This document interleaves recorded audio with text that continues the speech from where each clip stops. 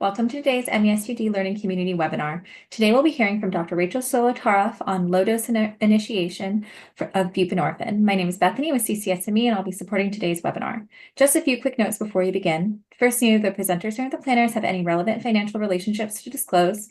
This activity has been planned and implemented in accordance with accreditation requirements and policies of the ACCME through a joint providership of the Hanley Center for Health Leadership and Education and CCSME. The Hanley Center is accredited by the MMA Committee on Continuing Medical Education and Accreditation to provide CME for physicians. The Hanley Center has designated this activity for one AMA PRA Category 1 credit. The opinions expressed by the speaker in this webinar are their own and do not represent the position of the state of Maine or CCSME. Recording and live stream transmission of this webinar without consent is not permitted. We'll have a few minutes for questions at the end of the presentation, so please hold all questions until that time, or you can place them in the chat feature in Zoom. Slides and materials from today's webinar will be sent out in the follow-up email. And now I'd like to give a quick introduction to our speaker today. Rachel Solotaroff is the Executive Clinical Director of Substance Use Disorder Services at Penobscot Community Healthcare, where she oversees substance use disorder care delivery in an outpatient and inpatient settings. She is also the Medical Director for New Horizons Detox in Hampton, and the Medical Director of Milestone Recovery in Portland, Maine. Prior to moving to Maine, Rachel served for nearly 20 years as Chief Medical Officer and then CEO for Central Cities Concern, an organization that provides healthcare, supportive housing, and supported employment for people experiencing homelessness in Portland, Oregon. Her work has focused on applying population health approach to the intersection of homelessness, substance use disorders, mental health, trauma, and social isolation. Rachel is a general internist with additional certification, board certification in addiction medicine, and she holds a master's in clinical research. And with that, I'll hand it off to Dr. Solotaroff for a presentation. Thank you all for being here today. Great, thanks, Bethany. I will concur with Bethany. Thanks for spending your lunch hour with us on such a beautiful day. And like me, if any of you were up late watching the NBA finals, I also understand if you're a little groggy in mourning Tyrese Halliburton's Achilles injury, but that's for another day. We can talk basketball. I'm very excited to be able to talk about low dose initiation. I think I started doing this with colleagues when I was in Portland, Oregon. Oh gosh, I don't know, 2015, 2016 or so. I've learned a lot along the way from patients and colleagues, some of whom are here. So excited to share what I know, and in the interest or sort of in the spirit of these webinars, it's also we all teach and learn from each other. So looking forward to questions and answers and questions and conversation as well.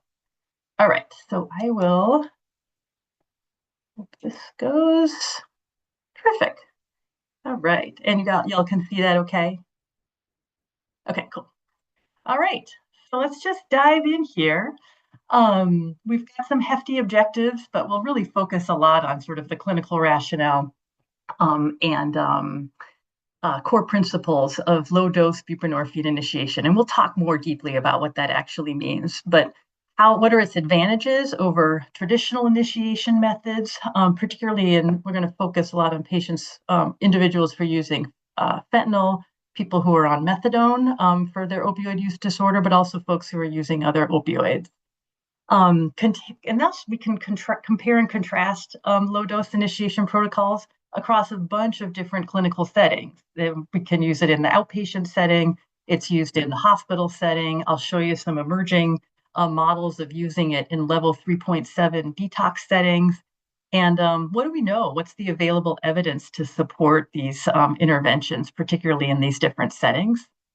We've got some practical considerations to talk about. How do you implement low dose initiation overall? Who are good people? Who are good candidates for it? How are they counseled? How are they monitored?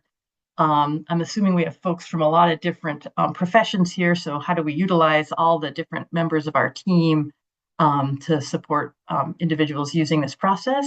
And then this is small, but I always care a lot about initiating adjunct, what we used to call comfort meds. I call them adjunct medications that can help improve outcomes. I don't have any disclosures. Okay, so I'm going to try one thing here real quick, see if Let's just dive in then. So why do we use low dose initiation and kind of how does it work?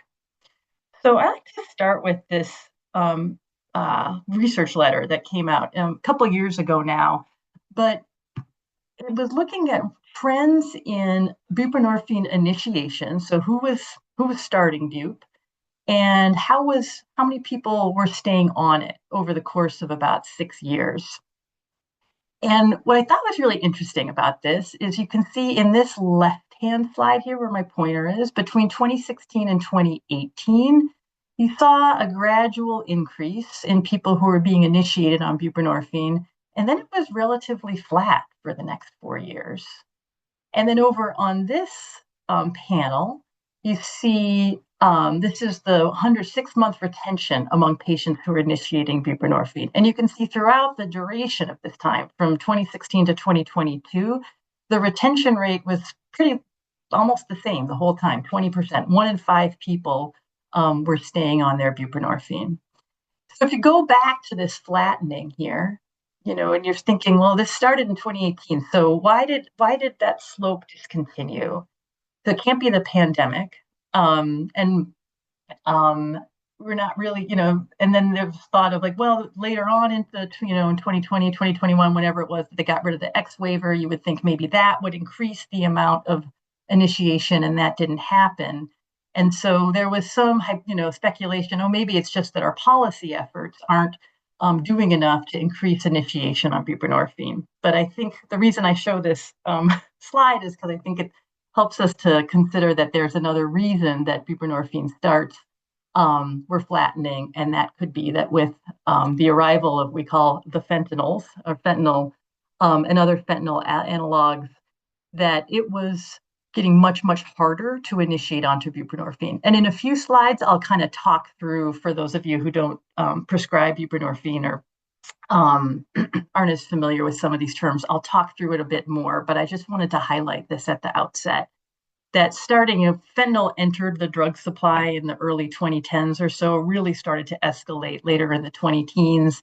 And as one colleague said to me, we have to prepare for discomfort.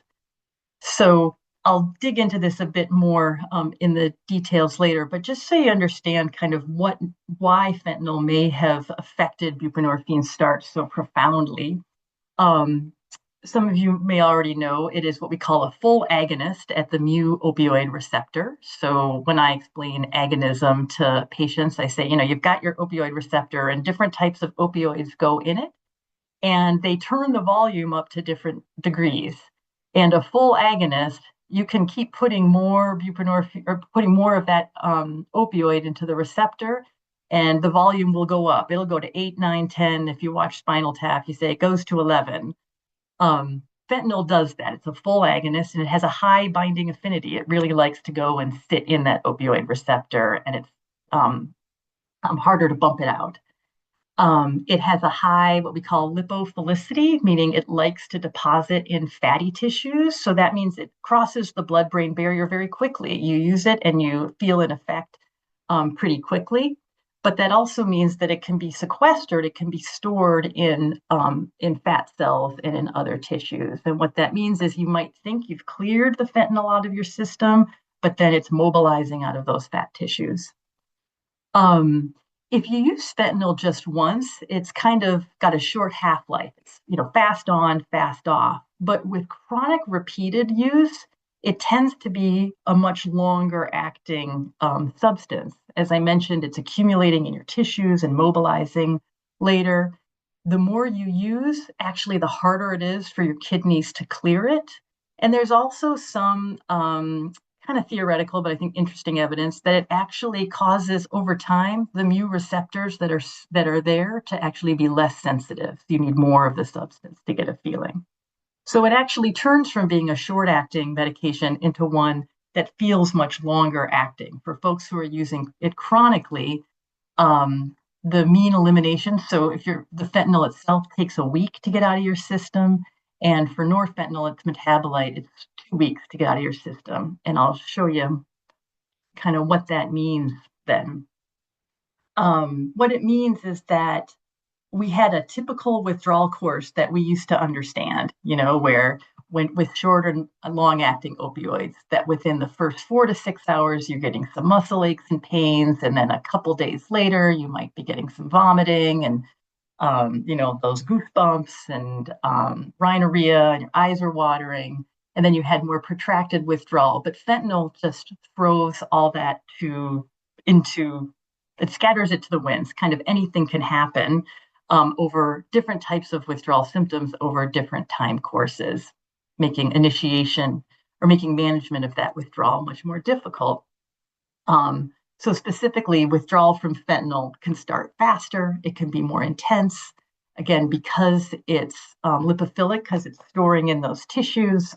And we'll talk about, again, for those of you who aren't as familiar with what this means, but you need a period of withdrawal before buprenorphine is initiated. And that you need to have that period needs to be longer. Also, those withdrawal symptoms from fentanyl, you can get started on buprenorphine, and then those withdrawal symptoms can just come back. You thought they were gone, and they come back an hour or even days later. And the withdrawal symptoms can feel different than, or can show up differently than what we were used to with heroin or with prescription opioids. This level of dystonia, like that kind of leg cramps and restlessness. People complain of a lot of back pain. They just look different than other withdrawals that we had seen previously. And so being able to avoid that withdrawal if possible has become a real premium interest.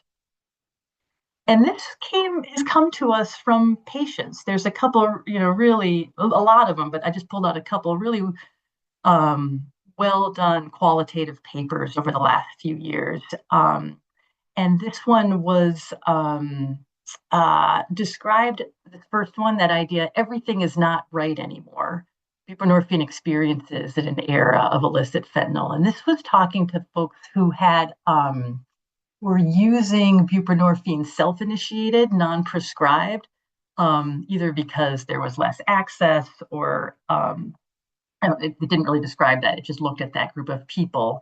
And they were saying the amount of precipitated withdrawal, which we'll talk about shortly, they were experiencing was so severe they were just abandoning those self-treatment strategies. And a subsequent article said, hey, this was from actually drug user unions, both in New England and I think in Portland, Oregon, that they said a plea to people who use drugs, to clinicians, our old ways of getting onto buprenorphine aren't working anymore, and something different is needed in the fentanyl era. And they really, just people talked about their own lived experience of people feeling like that old way of getting onto buprenorphine, where you have to stop whatever opioid you're using, wait X period of time, and then initiate buprenorphine, was just unbearable. And this article really was a call to action specifically for low dose initiation that would avoid that process of withdrawal, and that call coming from people with lived experience. So that's setting the stage a bit. And I'll pause now and just double back a little bit to some of the basic pharmacology of buprenorphine and kind of what these terms mean. And I hope I didn't do this backwards, but I wanted to give you that big picture first. So again, for those of you who've done your buprenorphine training, you'll recognize these funny little cartoons, but I always found them helpful. And for those of you for whom this is new, I'll try to talk you through it here. So the idea of buprenorphine is that you've got, there are what are called full opioid agonists, which is the one I just what I described to you earlier, where you have your opioid receptor, and the full opioid agonist comes and it fits perfectly in there. And the more you add, the more the volume goes up. The more you activate that opioid receptor. Buprenorphine is what's called a partial agonist, meaning it has an imperfect fit. So it has a limited opioid effect. So the way I describe it to patients is the more you put in there, the volume only goes up to 5. And that 5 is enough to saturate that opioid receptor, keep you from going into withdrawal. It retains analgesic properties, meaning you can still get some pain relief, but the volume isn't so high that it makes you euphoric or that it shuts down your drive to breathe. And that's why buprenorphine works so well for opioid use disorder treatment. Additionally, it's long acting. It lasts about 24 to 36 hours. As I mentioned, it has a high binding affinity, not unlike fentanyl, which makes it tricky, but which means the binding affinity means it's sticky. It sticks well in that opioid receptor. It can block other opioids from coming and sitting on that receptor. And it can displace opioids that are in that receptor currently, which we'll talk about in a second. And it dissociates very slowly from that receptor in a nice, it looks so mellow there, those nice bubbles, and it contributes to its long duration of action. So, as I mentioned, if you have that high binding affinity of the buprenorphine, I guess I should be over here, to this opioid receptor, if you have a nice full agonist sitting in that opioid receptor and buprenorphine comes along, it will bump that opioid receptor out of that, or that full agonist out of the opioid receptor and go and sit in it in itself. And that can be pretty painful. I'll show you what that looks like. So you generally need to wait 24, in the old days, 24, 48, even 72 hours for that full agonist to get out of the receptor on its own before you can introduce buprenorphine. In the event that buprenorphine comes along and bumps the opioid receptor out of, bumps the full agonist out of the opioid receptor, you get something that is called precipitated withdrawal. And what that means is that you had that full agonist, right, morphine or methadone or fentanyl or heroin, that was sitting in that opioid receptor. You had a pretty high degree of activation of that receptor. Then buprenorphine came along, it bumped that full agonist out of that receptor, and you got literally a precipitous drop in receptor activation from sort of full activity to moderate activity.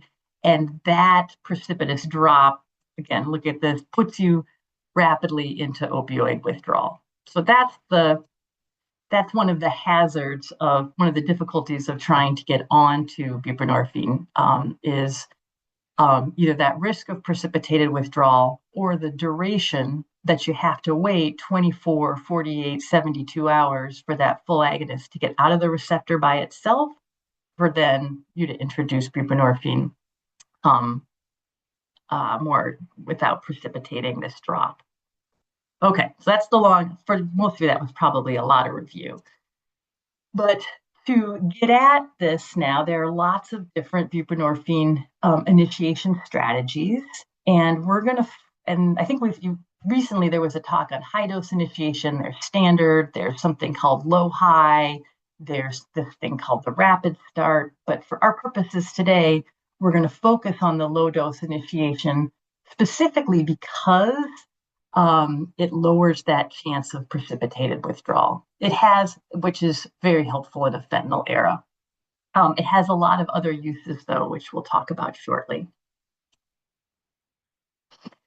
So one of the reasons we like to use the low dose initiation, specifically is for people who are using fentanyl.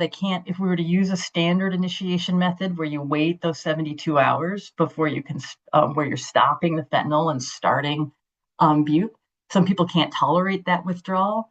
Some people have tried to do it at home on their own by just waiting. And I remember this back in the 2016, 17, 18. It just was too difficult. And then providers were saying, I'm having trouble accomplishing this. Sometimes for folks, even if they're not on fentanyl, low dose or other initiation strategies other than low dose can be difficult because people might say, I just can't wait 24 or 72 hours without opioids. I'm going to go into terrible withdrawal. They might have chronic pain and are on long-term opioids for that. They might have had a past experience with withdrawal, which is terrifying and triggering. or might be terrifying, and then the withdrawal itself could be a trigger for opioid use. For some folks, being in withdrawal is contraindicated. Often we've got better techniques now for pregnant people to get on buprenorphine with a lot of adjunctive medications. But when you're pregnant, being in withdrawal is not a great idea. And then I use this a lot in folks who are on a long-acting opioid like methadone. They're on methadone maintenance for their opioid use disorder. But in the old days, to get somebody off of methadone, clear out that opioid receptor, and then get them onto the buprenorphine, we often said, okay, you got to reduce your methadone dose to 30 milligrams. Whereas if someone's on 120, 150 milligrams, that's a big drop. Then you would say, stop that methadone for 48 hours, and then we can safely initiate you onto buprenorphine. Sometimes you even had to do that in the inpatient withdrawal management setting. So that's dangerous. Getting somebody down to 30 milligrams of methadone when maybe they need 100 or 120, that's a subtherapeutic treatment for their opioid use disorder and could really lead to destabilization and return to use. Okay, and then again, nobody wants to be in precipitated withdrawal. So the idea with low dose initiation is that you continue that full agonist. It can sit there happily in that opioid receptor while you initiate buprenorphine at a very low dose, gradually introduce it so that there really isn't much minimal or no opioid withdrawal. Basically what happens is that full agonist I should have given you a picture of it, but basically you're gradually increasing the buprenorphine dose so that it's occupying more of the mu receptors than the full agonist is, and then you can pull that full agonist away. All right. So the benefits of it then are pretty straightforward. It's based on this idea that a small amount of bup shouldn't precipitate withdrawal. And it really eliminates the need for people to go into that moderate opioid withdrawal that we had to with traditional buprenorphine initiation. And that the risk of precipitated withdrawal then is much lower, again, because you're not causing that precipitous drop from the full agonist to the partial agonist. And I think I saw there are a lot of different sort of analogies you can give to patients to try to help them picture what you're going to do. One of my colleagues from Oregon used to say, it used to be that you had to jump out of the window to get onto, to get onto buprenorphine. Instead, we're going to gradually climb up the steps. I found that one a little bit harder, but I think Dr. Elizabeth Bavli-Mock is on here, and Elizabeth has this great analogy. Somebody told me she had said this, that it's like you're moving boxes into an apartment slowly, just kind of one box at a time, until you slowly moved in and your stuff has kind of occupied the space, which I think is a really great analogy. Anyway, so that's the concept and some of the base benefits, but it's got some challenges. I'll show you some of these protocols in a moment, and they can be a little tricky. They can be difficult for people to manage, especially if, for whatever reason, checking in with them day to day isn't an option, either by phone or by person. You can check in with folks however you want. I think that's really helpful, but sometimes you can't. Also, in order to start buprenorphine at these very low doses, it doesn't, the pharmaceutical companies don't make them in those low doses. Sometimes you're starting out at 0.5 milligrams, and the lowest dose of buprenorphine you could get might be 2 milligrams. So you either are cutting a tablet in quarters, which is near impossible, or you're trying to cut a film into quarters and it's fluttering away and it's difficult to do. So that can be onerous. Some of the protocols are shorter, 4 days, but some are longer, like 7, 8 days. And I have trouble sticking to anything for 7 or 8 days. So that can decrease chances of completion at one end. And on the other end, it can be hard to get somebody to say, okay, like a quit date, either to like start the initiation, which I guess isn't quite a quit date, but getting sort of ready to get on the bupe, or on the other side, to actually end that period where you're saying, okay, now I've been on this bupe for 7 days and I'm going to stop using. That exit strategy can also be difficult.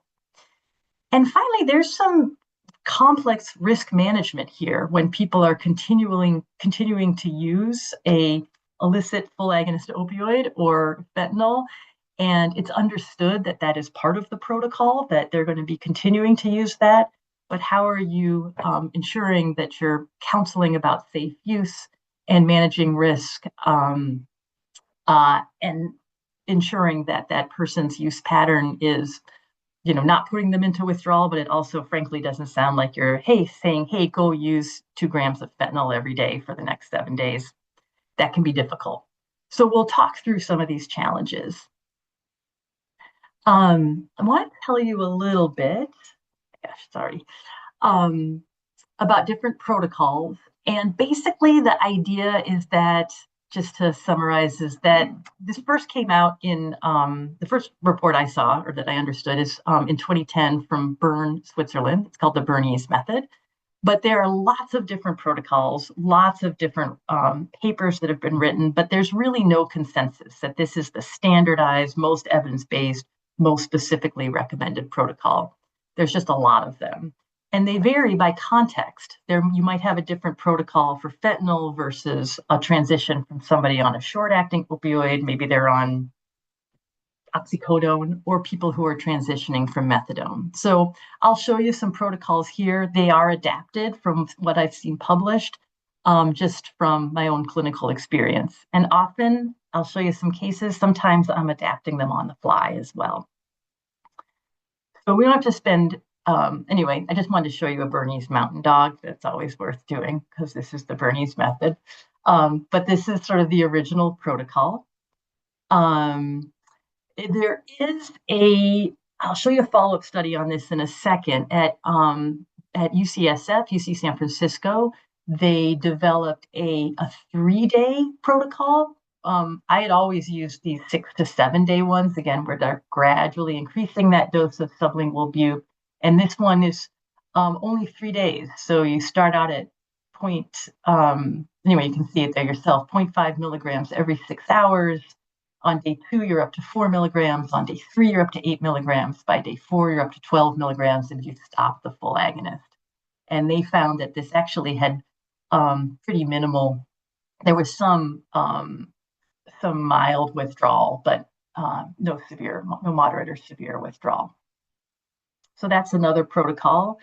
And then this one, the Howard Street method, comes out of Boston, designed specifically for people using fentanyl.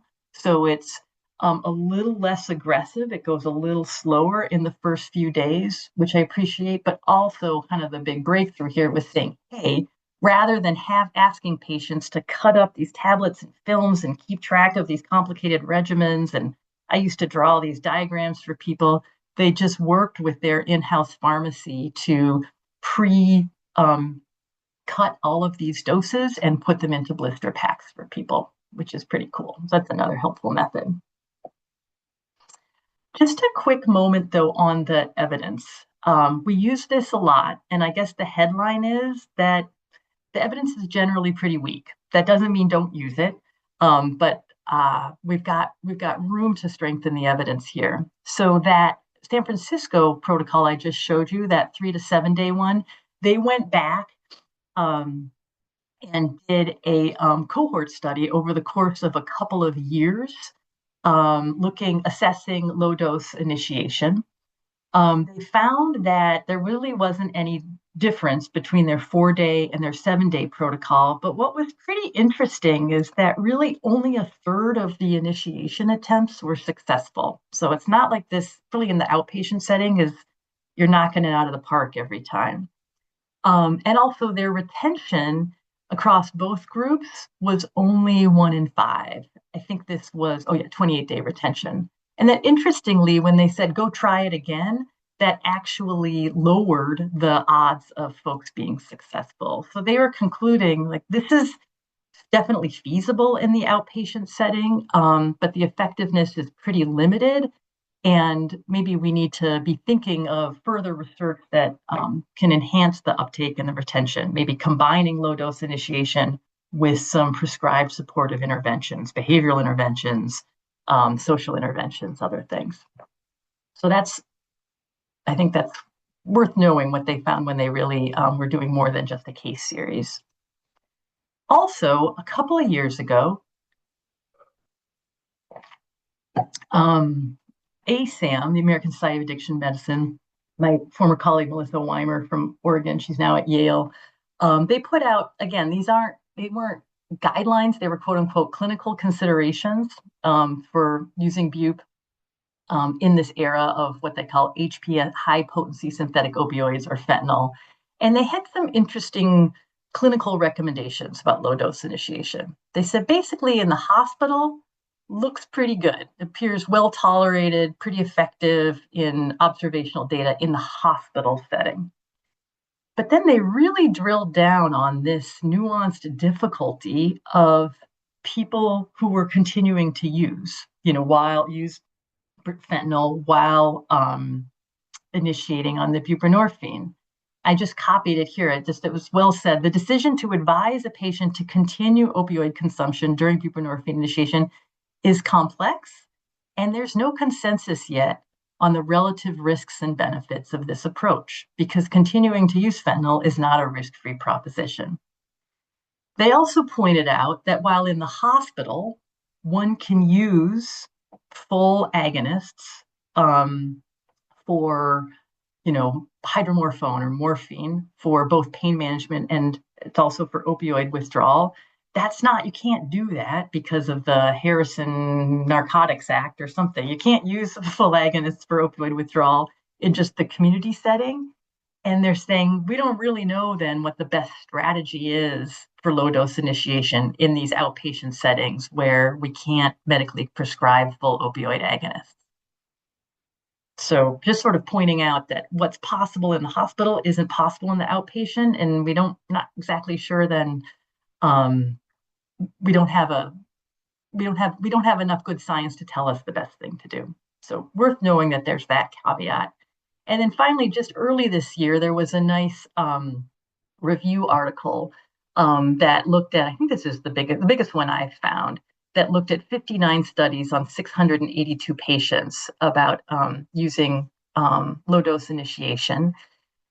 They only looked at studies that were provided some evaluation of withdrawal. That was their primary point of interest. And of note, this is both outpatient and inpatient studies. And basically what they found is that significant withdrawal was really pretty well managed. That occurred in only 7% of all of the patients in the studies they found.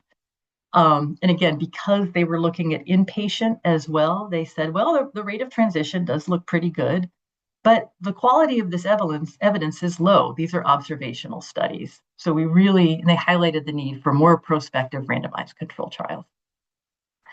So again, just to couch that in, this is, a very useful practice, but we don't have the strength of evidence that we'd like to have, and there's some complexity around risk management. All right, so let's talk about some protocols and get into a couple of cases, and then give you some time for questions. So this is what it looks like. So I have sort of a simplified version of this that I will print out for patients, but send it to colleagues when they're like, hey, I've got somebody here. What should I do? So here's a protocol for short-acting opioids. This is what I used back in the day when people would come in, with an opioid use disorder for short-acting oxycodone. And you can see that, the daily doses are gradually increasing and you're sort of dividing up. This is how you're prescribing it or how you're prescribing your buprenorphine over the course of the week. People can start to cut back their full opioid agonist. And then you're discontinuing on day 7. And again, it's kind of boring for me to read all these to you, and you'll have all of the slides. It's pretty straightforward. Um, so this is when somebody is transitioning from methadone to buprenorphine. Again, this is my general practice has been, I'm curious what other folks have done. I'm comfortable initiating buprenorphine when people are on methadone doses as high as 100 milligrams. I've seen 80 in some studies. I haven't pushed it much more than that. But somebody's is still at their opioid treatment program, getting their methadone at 100 milligrams or less is fine. And this is a slightly longer uh, protocol. They discontinue the methadone on day 8. You start out a little bit slower on day 1 and 2 just to make sure that this is comfortable for them on the methadone. But they're able to continue that full methadone dose, whatever it is, through day 7 and then peel it off on day 8. And you land at about 16 milligrams of buprenorphine, which usually works well for folks if they've been on 100 milligrams of methadone or less. And then specifically for fentanyl, this is that Howard Street protocol. I showed you that one that has the cool blister packs. In the article, they give you their protocol specifically. Again, taking a little bit longer, more like 7 or 8 days, starting out a little bit slower, lower doses on those first few days. And there's some evidence that lower dose buprenorphine sensitizes the buprenorphine receptor, which is great for these purposes. These low doses help make the receptor a little more open to it. That's kind of a bummer when you're tapering buprenorphine, but that's another talk. But the idea here also that when you get to this last day, sometimes people are okay at 16 milligrams, but try to be in close contact. Sometimes they're needing 24 milligrams. Sometimes even more, but then you got to go through insurance to try to get that. Okay, so what are you talking with patients about initially? Obviously, there's the complexity of the protocol, so you're talking through that. But I usually say, probably this is going to go okay. Your side effects tend to be mild. You might get the usual some withdrawal symptoms, but not like you would get with total cessation. So insomnia, restlessness, irritability, maybe some joint aches. I ensure that people have adjunctive medications. I don't think I have ibuprofen and acetaminophen on here, but things for clamminess, for sweats, diarrhea, nausea. I really, in all people in withdrawal from fentanyl, I find methocarbamol for some of that muscle tension to be really, really helpful. And I tell folks, if you're going to get withdrawal symptoms, it's going to start a little later, day 4 or 5. I'll show you some cases where it comes on even a little bit later. This tends to be more common in folks who are transitioning from fentanyl and methadone. But if they're like, hey, I'm on day 1 and day 2 and day 3, this is cake. Maybe I'll just speed this whole thing up to say, no, hold on, because it's going to get a little bumpier before it gets better. That fear of precipitated withdrawal, I tell them, that's not a big risk if we follow this protocol. But if you take more bup than prescribed, that's where we might end up in trouble. There's a lot of risk management, which I'll talk about in a second. And for follow-up, I know I'm a little crazy. I don't know. Particularly for folks who are higher risk, or for people transitioning for fentanyl in those later days, I try to just at least check in daily, but definitely have an in-office visit on day 1 and day 8, and then a telehealth visit around day 3 or 4, and then maybe in those later, day 6 and 7, maybe a phone call just to check in if they're higher risk. Okay, so we touched on that idea of risk management from that transition from fentanyl because people are continuing to use this. So you're doing just the basic things you would say to anyone who is using an illicit opioid. You're counseling, you're providing resources on safe use. There's hotlines like Never Use Alone. There's some other ones now. Providing materials for people to test substances that they're using. The usual, like if you're going to use, start small, go slow, having naloxone access, and then clearly documenting that this is a harm reduction approach. This is language I use. Again, I'm not a lawyer. This isn't cleared by lawyers, but here's what I often write is that I counsel the patient that while the goal is cessation of fentanyl use, harm reduction strategies were reviewed as the patient may continue use during buprenorphine initiation. Again, emphasizing ongoing use presents overdose risk, and therefore the patient was educated on naloxone safe use and the importance of adhering to the protocol. But ensuring you can write whatever you want, or you can probably, anyway, that's what I use.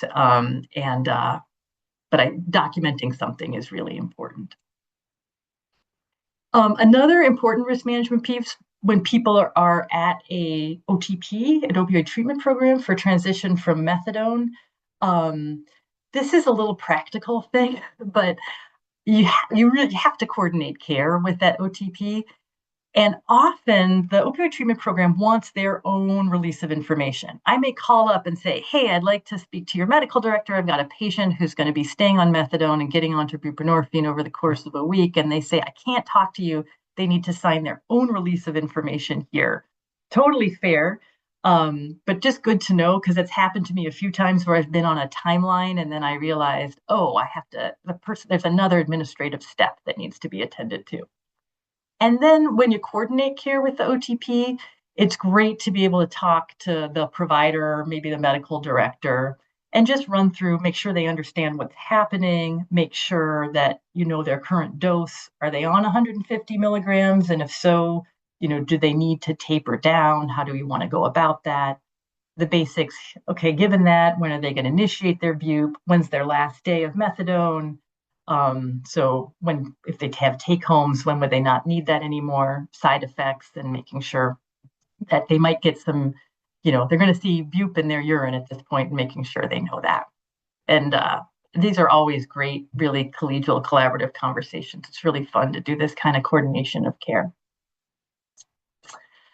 There's lots of opportunities here. I've been talking really from the prescriber's standpoint, but this is really a team effort. If you're fortunate to collaborate with an RN or an addictions RN, often the RNs can do some of this check-in with the patient. How are you feeling? Are you hydrating? You've got, clamminess. You've got your recommending the adjunctive meds to use. If you're working with clinicians, behavioral health clinicians, they can help with motivational interviewing for getting this started or closing out the process. Any distress tolerance, if people are having trouble during the process. Care coordination, if they're going to be doing some other outpatient treatment. As always, peer support, which I think is the magic of substance use disorder treatment, can be extremely helpful. And if you're working with a pharmacist, if you're developing new protocols, that's awesome, or collaborating with pharmacy. If you can, I haven't done this, but to maybe develop those blister packs, provided that you've got, that's within regulations. Okay, so I'm going to skip this one because I think we covered all of the different populations already when we were talking about who might not want to do other types of initiation. Those are the same folks in whom you want to consider low dose initiation. Let's do a couple cases. All right, so the first, these were all patients I've worked with. A 27-year-old who had a history of Hep C. He had been injecting 2 grams of fentanyl daily since he got out of jail 4 months ago. He says, I got out, I've got this great job moving furniture, I can't miss work. And he smokes crack cocaine more or less daily. So the protocol we picked for him was the Howard Street protocol, the one, that sort of slow one, a little bit slower, a little bit longer. We had kind of a bumpy time in follow-up, but it was interesting. When I managed to talk to him on day 3, he had started the protocol. He had said, I screwed up and I used yesterday, because he had interpreted the protocol as he wasn't supposed to use it all. So I kind of followed some of the risk management dialogue that we referred to before. On day 6, he was starting to feel lousy. He said, I don't feel like total ass. I just don't feel great. I actually thought of, and forgive me, maybe I'll never be asked to do a talk again, but I thought of calling this low dose initiation. I don't feel like total ass. I feel like that really sums it up. It's not perfect, but people just, and people might feel a little bit lousy. So he used some adjunctive medications and said though, but as of day 5, he had stopped using. He wanted off. So again, this doesn't always go according to plan. I think there was a storm or something, so he missed his 7 or 8 day in-person visit. So we just checked in by phone. He said, I've been off fentanyl now for 3 days. I'm taking the 16 milligrams. I don't feel good. So we went ahead and increased his dose to 24 milligrams. And finally, we were able to see each other 2 weeks or at the 2-week mark. And he was feeling good on his 24 milligrams. So that's a pretty typical, you're kind of rolling a bit with what's going on with the patient, but generally following the design. He did well, actually, really well compared to the data for about a year. No fentanyl use. Did use crack cocaine intermittently. He had a return to use, though, several months ago, transitioned to a 6-month residential program, and he's currently on extended release bup. Case 2, this is a 65-year-old fellow. He had a history of rectal cancer, alcohol use disorder. He was drinking about a pint of whiskey daily. He was on methadone, which he had recently tapered to 97 milligrams. And he said he wanted to get on Suboxone. He said, I want to be free of everything. So for him, the first thing we did was we said, okay, this is tricky. I'm doing a low dose initiation while he's on methadone and putting him on buprenorphine while he was drinking sounded tricky. And he was very motivated to stop drinking. So we got him into detox, level 3.7 withdrawal management for alcohol.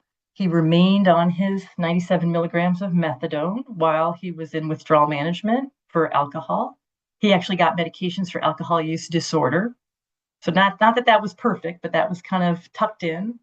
And then he came into primary care after that, and we did his low dose initiation using that methadone protocol. And while he had been in withdrawal management, I was able to do some of that care coordination with his OTP. And he did fine, actually. He said on day 4, just so you get a sense of how this feels for people, he said, I'm a little sleepy. By day 6, he was feeling a little worse. He said, I've got mini withdrawals. I'm a little restless and clammy. He felt the worst on day 8. He had some restless legs and myalgias, but relieved with some clonidine and acetaminophen. And by day 10, he had his last methadone dose day 7, and he was feeling good on his 16 milligrams. I just saw him a few days ago. We saw each other throughout the time, but just an update on him. He actually hasn't had a drink. He's now on Brixadi, extended release buprenorphine.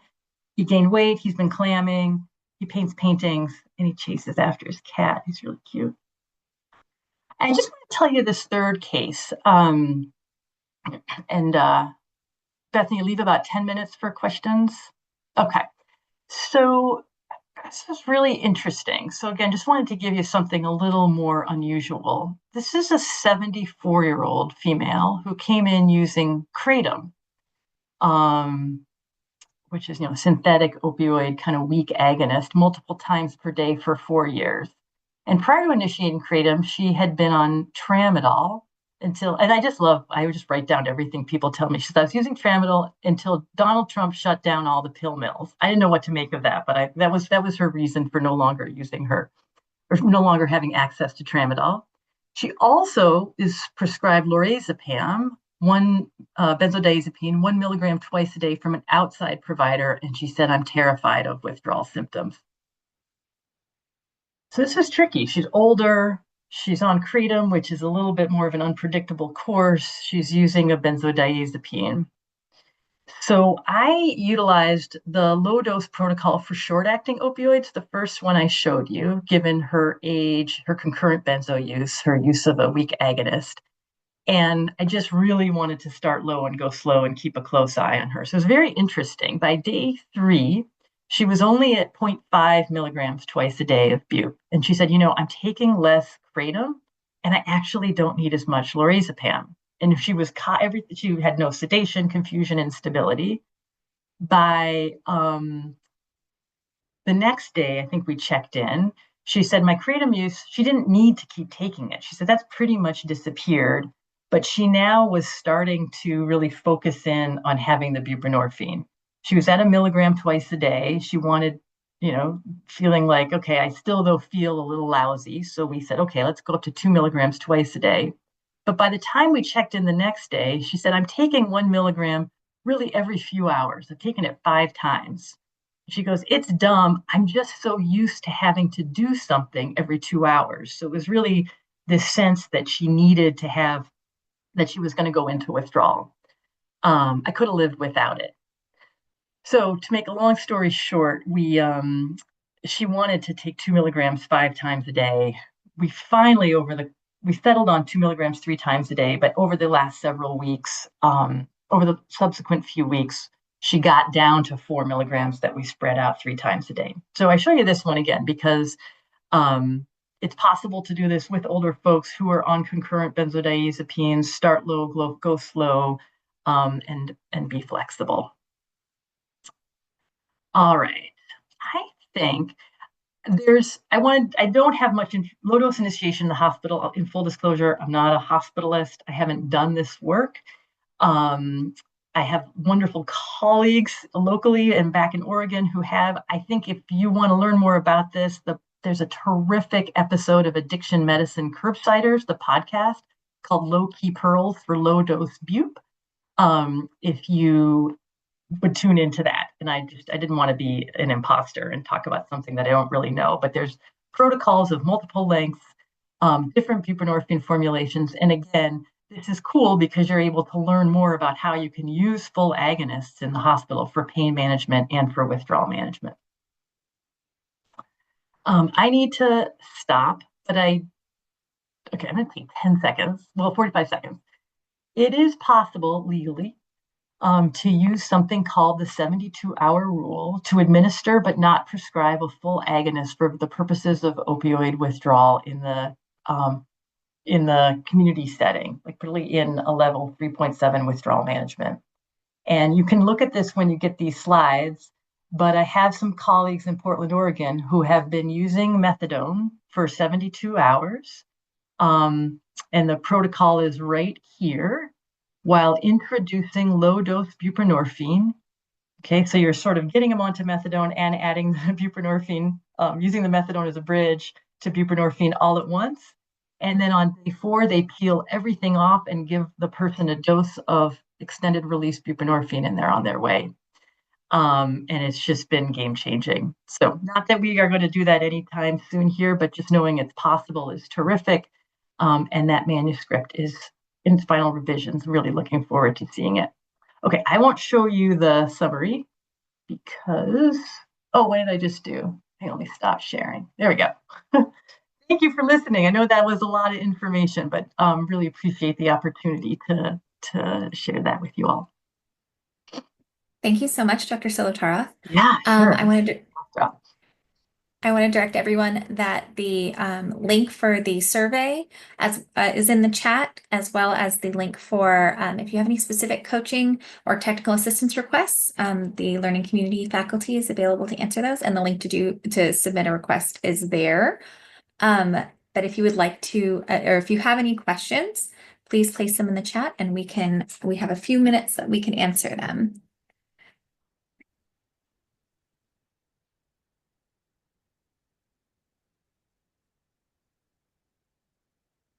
And I see, Elizabeth, if I got your analogy wrong about the moving into the apartment, please correct it.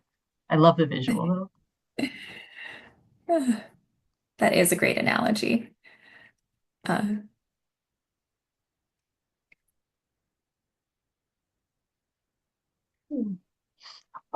just curious from folks, are there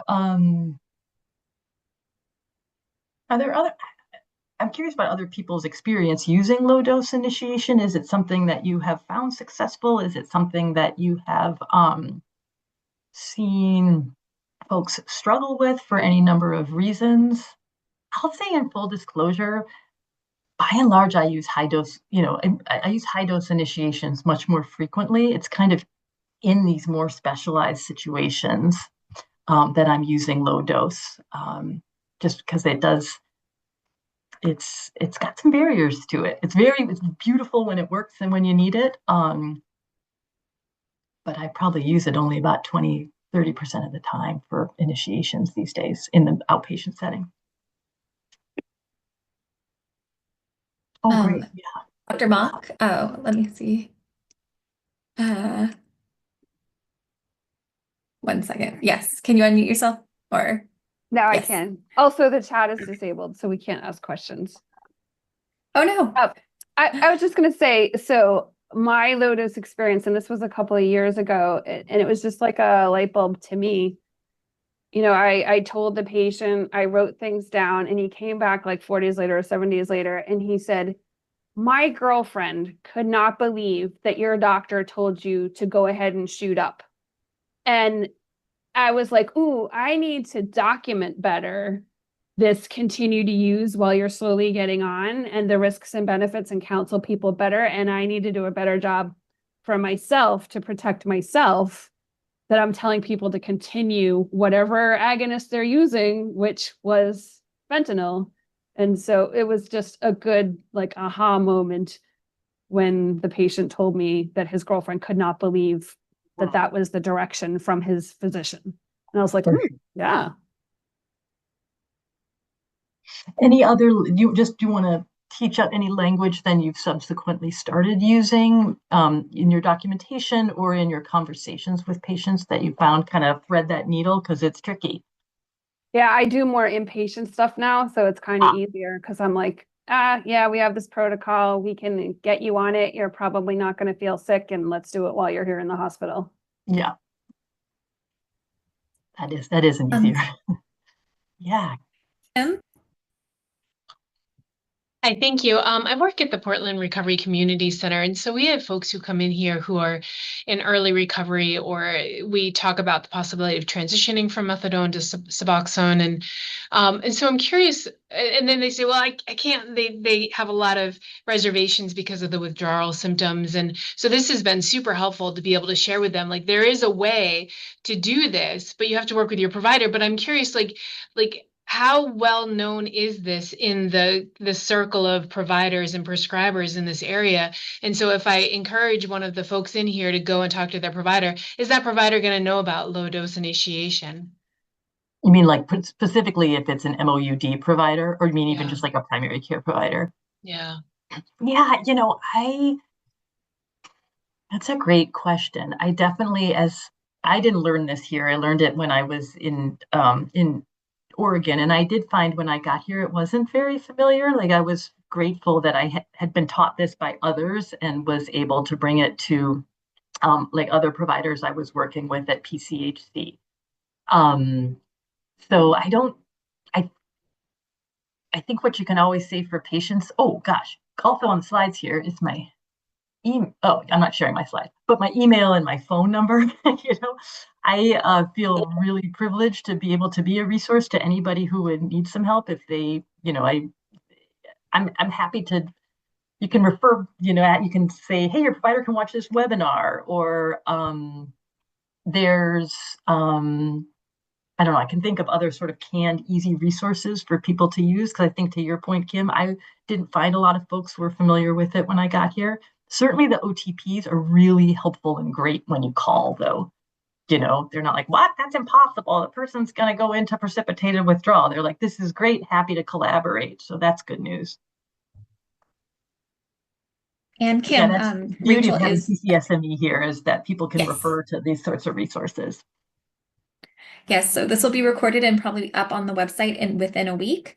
And also, like I said, the technical assistance request line, if you wanted to pass that over to somebody going to their doctor who, if the doctor doesn't know, they can ask our faculty. Rachel's one of our faculty members, and we have a whole list of faculty who would be happy to work with any provider who had any questions on this. It's beautiful with methadone. It works so great.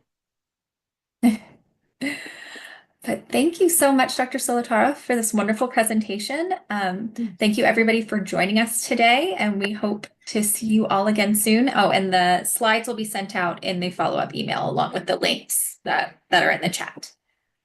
But Awesome. thank you so much, everyone.